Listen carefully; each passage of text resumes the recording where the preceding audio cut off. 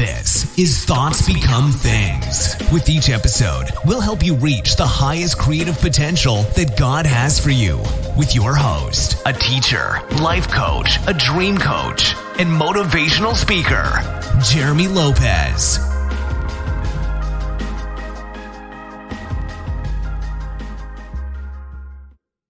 Hello again, everyone, and welcome to another exciting podcast of Thoughts Become Things. I'm Jeremy Lopez, and I'm so excited, guys. We got like 2 or 3 days left, and here it is, Christmas. I'm so excited.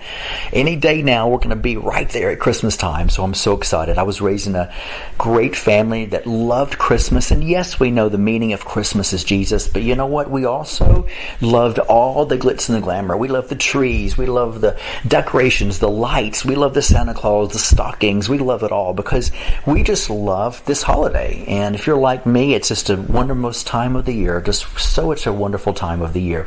Well, this week I thought about talking about imagination. The reason why is because we hear so much when it deals with law of attraction, of thoughts become things. We hear of the Bible saying, as a man thinketh in his heart, so is he. We hear comments in the scriptures like, casting down vain imagination, or scripture, I should say. And when we look at that, we think we never hear anything, a whole lot of positivity when it deals with imagination.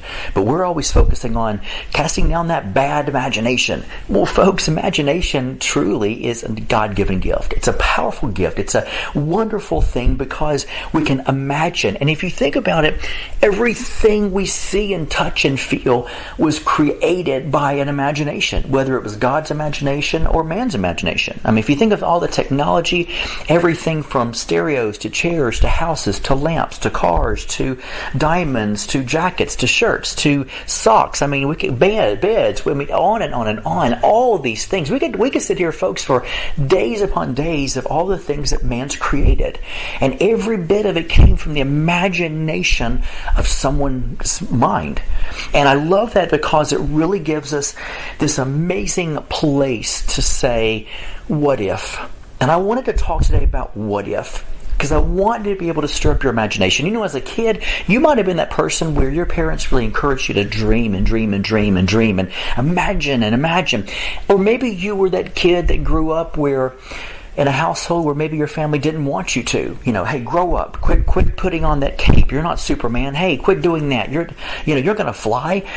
Or imagine what they're going to get for Christmas, and maybe the parents sort of shot them down, to say, stop that. We can't afford that. How many of you have ever heard those comments? We can't afford that, so don't think about it.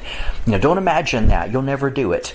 We don't have the money to put you through school, so stop thinking about it. We don't have the money to put you through college or become a cheerleader. Stop thinking about it. So, a lot of us grew up in those environments where it was almost like taboo to imagine, taboo to dream, or taboo to even say, what if?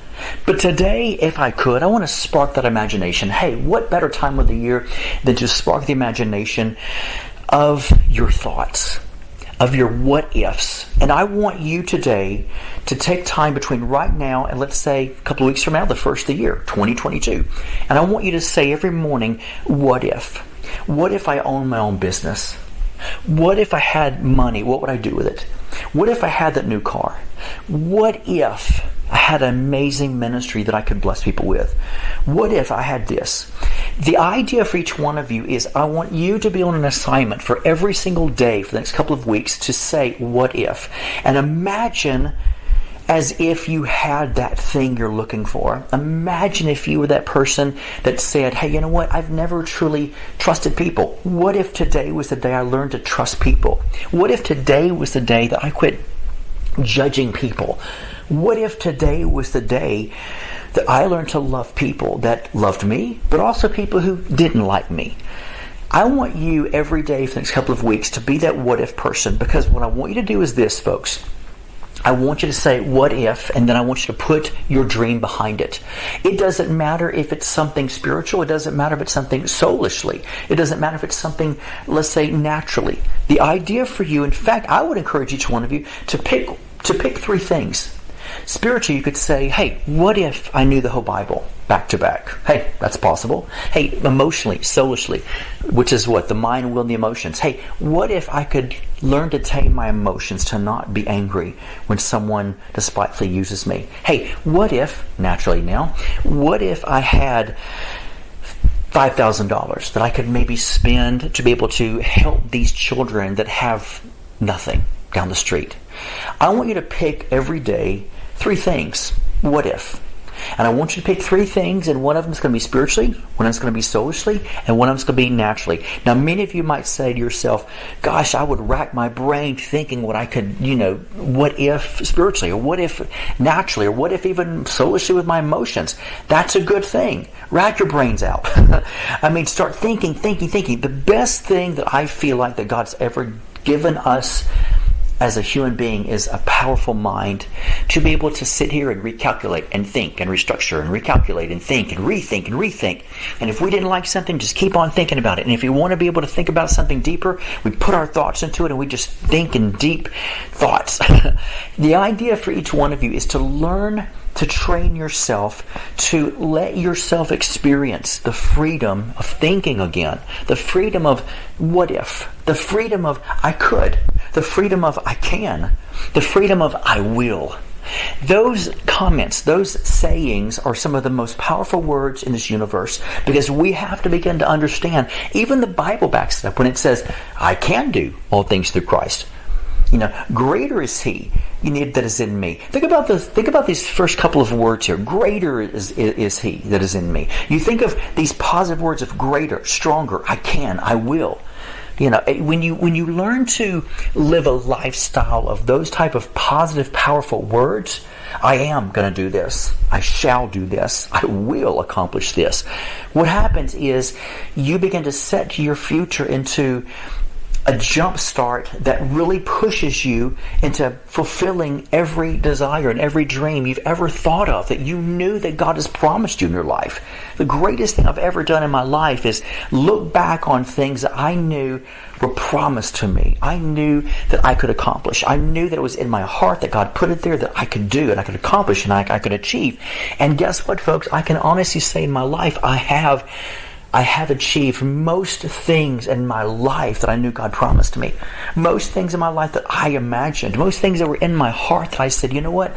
I can do this. I remember thinking to myself years ago, you know what? I'm going to write a book. That was really far-fetched for me to even write a book. I did it. All of a sudden, a couple years later, you know what? I'm going to write several more. A couple years later, I found myself saying, you know what?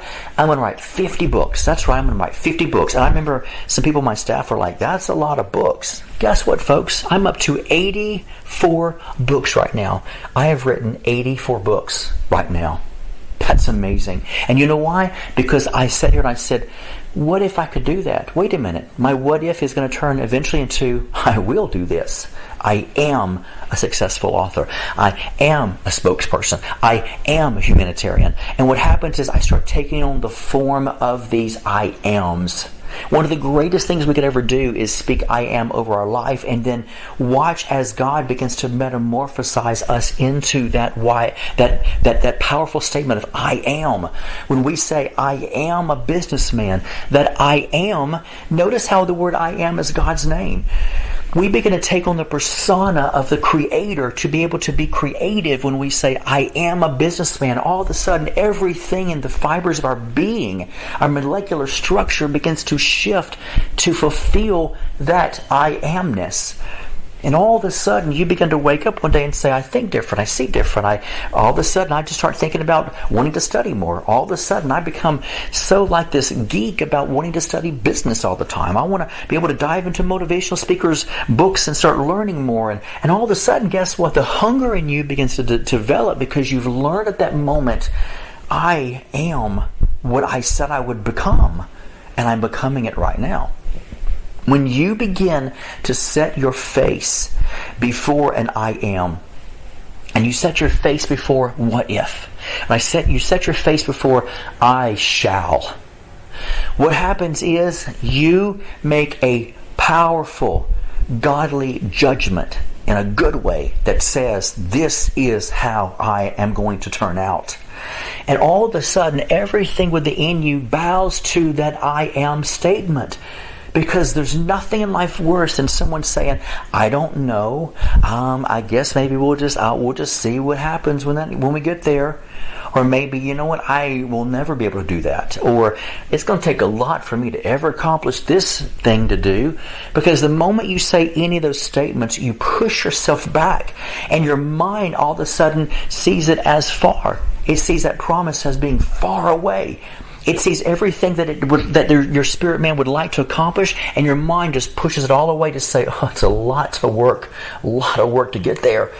And all of a sudden, do you think your soul, your mind, will, and emotions, do you think your soul sits there and says, yeah, you know what, yes, that's great, wonderful. No, the soul says, wow, you're right, man. Let me throw an emotion. Let me throw an emotion in here of like, worry, and oh my goodness, action, and blood, sweat, and tears. And all of a sudden, you've pushed it so far in the future, you have literally, we'll say, jinxed yourself, but you've sabotaged yourself.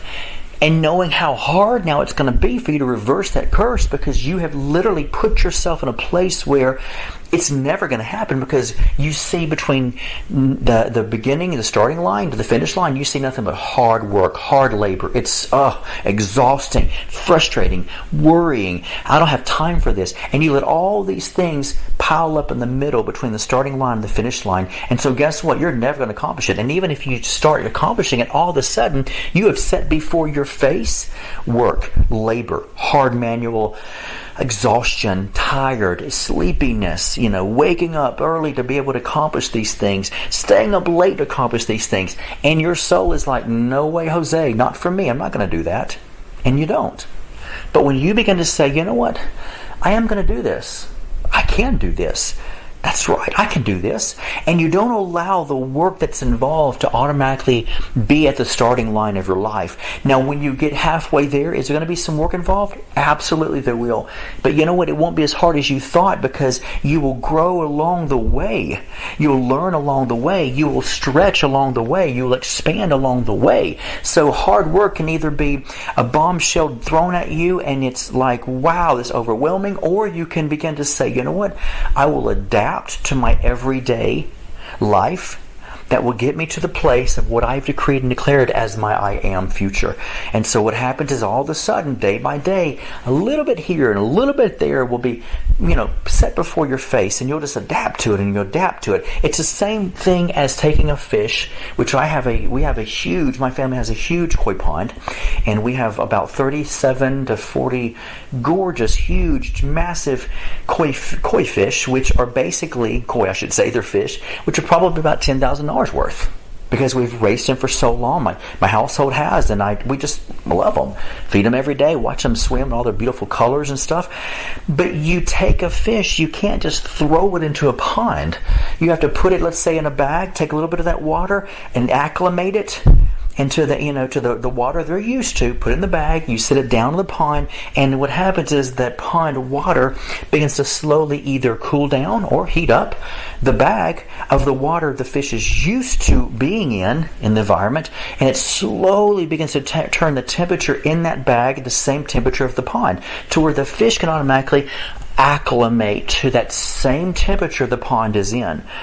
That way, when you take the fish out of the bag, guess what? Its body's already acclimated to the temperature of the big pond that was part of it, that used to be in the bag, that now is that same temperature. And so all of a sudden, the fish is like, hey, you know what? No shock factor for me. This is great. You have to learn to acclimate into the promise of God. You acclimate into the things of God, because what happens is, automatically the temperature begins to become the same temperature as your current situation, as your current environment. And all of a sudden you realize, you know what, it wasn't as hard as I thought it was. Because when you picture all of a sudden yourself as a fish being thrown into a pond, and it's a different temperature, different environment,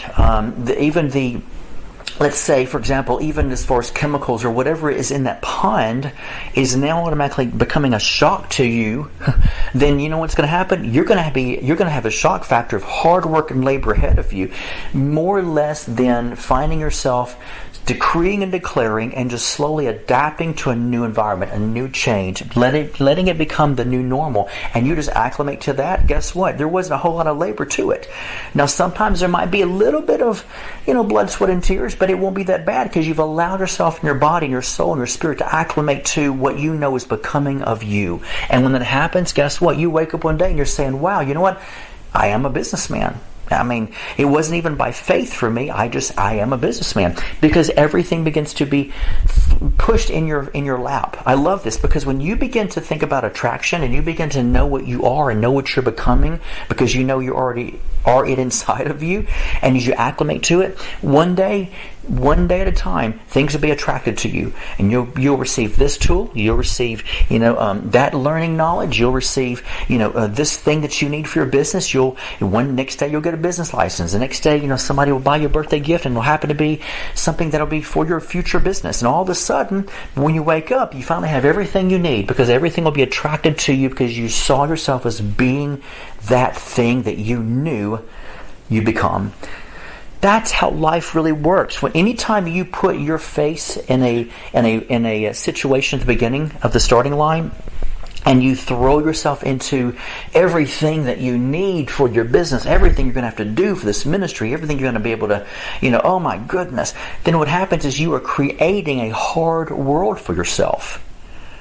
And not only are you creating a hard world for yourself, but your mind can't fathom or take, because it's overwhelmed now, because it doesn't really know what it requires for that business to materialize. It doesn't really know what it's requiring for your ministry to take off. It doesn't know what it's really requiring for you to be an author or a successful life coach or whatever, because you can't expect your mind to know everything about what you're becoming. It cannot. It can only adapt to your environment of what its experience has been and what you have learned through the school of hard knocks, what you embarrassed from, or what you found joy in, or which book you read, or how you were gotten onto sometime because you did something that you knew was wrong. That's a learning curve. Or you were praised because you were able to master and finish this and you got an A+ on something. The mind can only adapt to its experience of its environment. So you can't expect the mind to know futuristically what's going to become or what it needs for you to become that thing you're trying to claim you are. And so what happens is you've got to learn to acclimate to that. You let your mind grow with your attraction. You let your mind grow with what you're decreeing. You let your mind grow with what your spirit man knows is real for you and what is becoming of you. And so all of a sudden you wake up one day and you're thinking, wow, here I am. I've written 83 books. Here I am. With 83 books already. So for me and my mind to say, I could write another 100 books, it's not overwhelming for me, because my mind has already grown to the level of understanding what it's like to write not just a book, but many books. So it's easier for me now. But yet, if I was to say to myself, I'm going to write a book that's going to be on the New York Times bestseller, which means, here's what I could do. Oh my goodness, that means I'm going to have to get on a bigger publisher than the books I already have on a publisher. I don't know what that's going to be about. And I could just let my mind just spiral into these big things I haven't experienced yet. But yet what will happen is, it'll be harder for me to achieve that. Unless I say, hey, you know what? I'm an author. And I find pleasure in writing. I love speaking. I've written 83 books so far. Several of them have been on huge publications from publishers. So you know what? If I want to accomplish something a little bit bigger than even that, which is a gigantic, huge accomplishment, because my books are international, if I want to accomplish something a little bit bigger than that, no sweat. I just need to continue to imagine what that's going to feel like and look like for me. And you know what? And every day I'll grow right into it until I acclimate into the promise, acclimate myself into the decree, acclimate myself into the power of something expanded and larger, bigger for me. And I'll take one at a time, because I know every single day life will continue to be my teacher, because God will use everything in my life and to bring my way for me to learn, or bring my way to be able to grab something that I need. And all of a sudden I'll turn around and I'll say to myself, you know what? Hey, I finally got it. I've arrived at a place called there. That's what you have to begin to do, folks. And when you do it, nothing in life will be hard for you to achieve. Nothing at all. I wanted to give this to you guys today in this podcast because I thoroughly believe in every one of you. And I know if you're like me, growing up, I needed someone to sort of show me the ropes, show me a little bit of what to do. And all of a sudden, I found myself saying, you know what? I will teach myself. And I did. And then I got under other people, other speakers, and I thought, you know what? This is pretty good. And I found myself to be the successful person that I wanted to become because I knew success was in me. And I know it's in each one of you. So I want to encourage you today, change your mindset. Start saying what if. Start saying I am this. Start saying I can, I shall, and I will, and I must. And those words will drive you, it'll jettison you further into where you need to be in your life.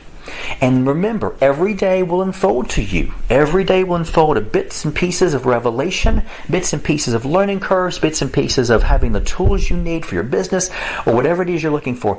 These are things that will automatically, naturally come to you and you'll acclimate to them day by day. And before long, you will be that in which you have said and decreed you are going to become. That's the beautiful thing about the kingdom of God. So I want to encourage each and every one of you to do that today. And as always, if you do not like your day today, beautiful news, great news for you. And that is change it. Change the way you've been seeing your day. It can either spiral down into defeat or it can spiral up into a place of joy. And the choice is all up to you. Happiness is a choice. Choose today what you want the rest of the day to look like. Thank you again, as always, for choosing to listen to our podcast.